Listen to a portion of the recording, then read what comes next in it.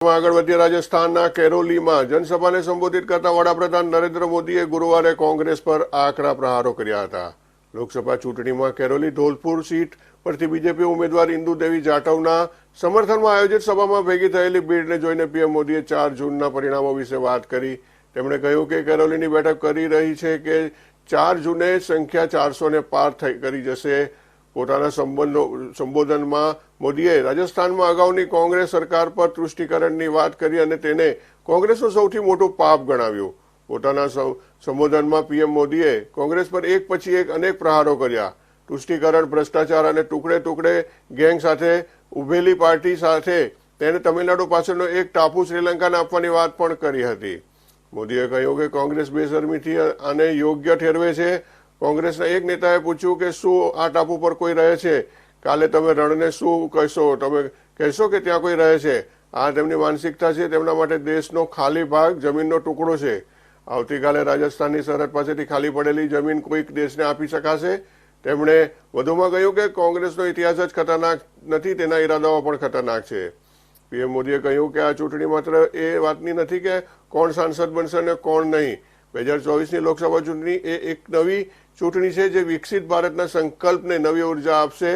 છેલ્લા 10 વર્ષમાં ભાજપે એ સમસ્યાઓનો ઉકેલ શોધી કાઢ્યો હતો જેના પર કોંગ્રેસે હાર માની હતી। પીએમ મોદીએ કહ્યું કે કોંગ્રેસે માત્ર ગરીબી હટાવવાનો નારો આપ્યો, જ્યારે મોદીએ માત્ર 10 વર્ષમાં 25 કરોડ દેશવાસીઓને ગરીબી રેખામાંથી બહાર કાઢ્યા।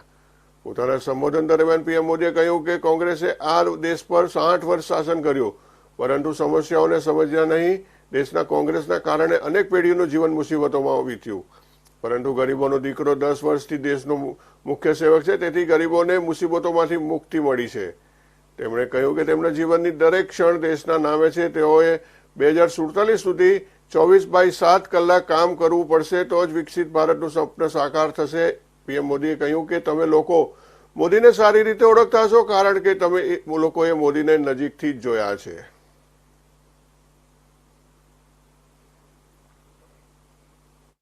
यही कांग्रेस है जिसने भारत का एक द्वीप तमिलनाडु के पास कच्चा द्वीपों एक टापू श्रीलंका को दे दिया था। इस देश विरोधी कुकृत्य को कांग्रेस बेशर्मी से जायज ठहरा रही है। कल ही कांग्रेस के एक बड़े नेता ने कहा है, कच्चा द्वीप जो द्वीप है, कच्चा द्वीपू वो टापू है, क्या वहां कोई रहता है? क्या रहता नहीं तो क्या दे देनी है क्या? फिर तो ये रेगिस्तान को तुम क्या कहोगे? कल यही कहोगे कोई रहता है क्या? क्या कोई देश की सेवा ऐसे होती है क्या? ये तरीका है क्या? ये है इनकी मानसिकता। इनके लिए देश का खाली हिस्सा सिर्फ जमीन का एक टुकड़ा है। कल ये कांग्रेसी राजस्थान जैसे सीमावर्ती राज्य की खाली जमीन यही कहकर किसी भी देश को दे सकते हैं। कांग्रेस का सिर्फ इतिहास ही खतरनाक नहीं है, बल्कि कांग्रेस के इरादे भी खतरनाक है। 60 साल सत्ता संभालने वाली कांग्रेस के पापों की लिस्ट काफी लंबी है, लेकिन आज मैं राजस्थान की धरती से कांग्रेस का एक महापाप बताता हूं। ऐसा महापाप जिसकी कोई माफी नहीं है, कोई प्रायश्चित नहीं है। ये महापाप है राजस्थान के सम्मान और पहचान के साथ खिलवाड़ का।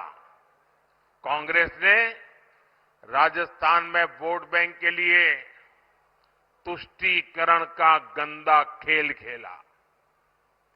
ये वो धरती है जो मदन मोहन जी के विग्रह की रक्षा के लिए अपने बलिदान देने के लिए तैयार हो गई थी। उसी धरती पर कांग्रेसी नेताओं ने तुष्टीकरण और भ्रष्टाचार के लिए मंदिरों को गिराकर उनकी जमीनें कब्जा की। यहां रामनवमी की शोभा यात्रा पर पत्थर बरसाए जाते थे। जिस राजस्थान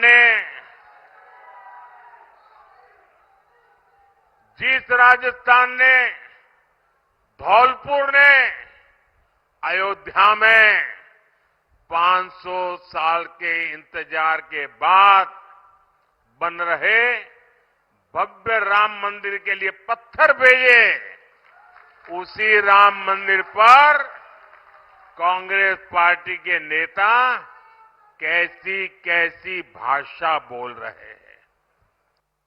जबकि साथियों, कांग्रेस ऐसी पार्टी है जिसने युवाओं की नौकरी में भी लूट के मौके तलाशे हैं।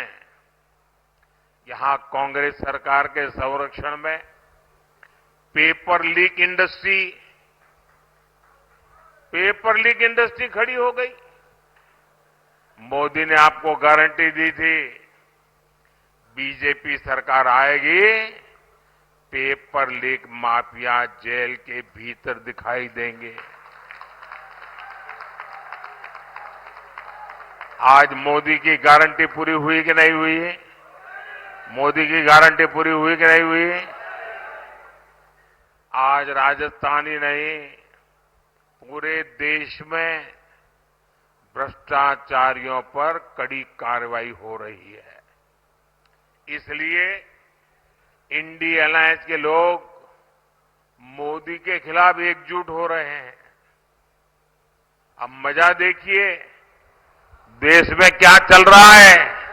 एक तरफ मोदी है जो कहता है भ्रष्टाचार हटाओ, और दूसरी तरफ वो लोग हैं जो कहते हैं भ्रष्टाचारी बचाओ। ये सारे लोग जो भ्रष्टाचारियों को बचाने के लिए निकले हैं ना, कान खोल करके सुन ले।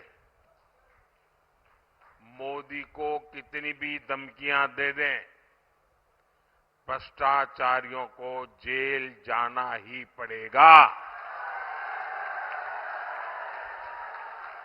ये मोदी की गारंटी है। साथियों, आप कांग्रेस नेताओं के बयानों से इनके मंसूबों का अंदाज लगा सकते हैं। कांग्रेस के शहजादे विदेश में कहते हैं कि भारत कोई राष्ट्र नहीं है। देश सर्जिकल स्ट्राइक करता है तो ये सेना से सबूत मांगते हैं। सेना के शौर्य को कांग्रेस के शहजादे खून की दलाली बोलते हैं। टुकड़े टुकड़े गैंग के पीछे सबसे पहले कांग्रेस खड़ी हो जाती है। कर्नाटका से कांग्रेस सांसद दक्षिण भारत को तोड़कर अलग करने की बात कर रहे हैं, और अब तो कांग्रेस के राष्ट्रीय अध्यक्ष तक खुलेआम देश की एकता के सामने सवालिया निशान खड़ा कर रहे हैं।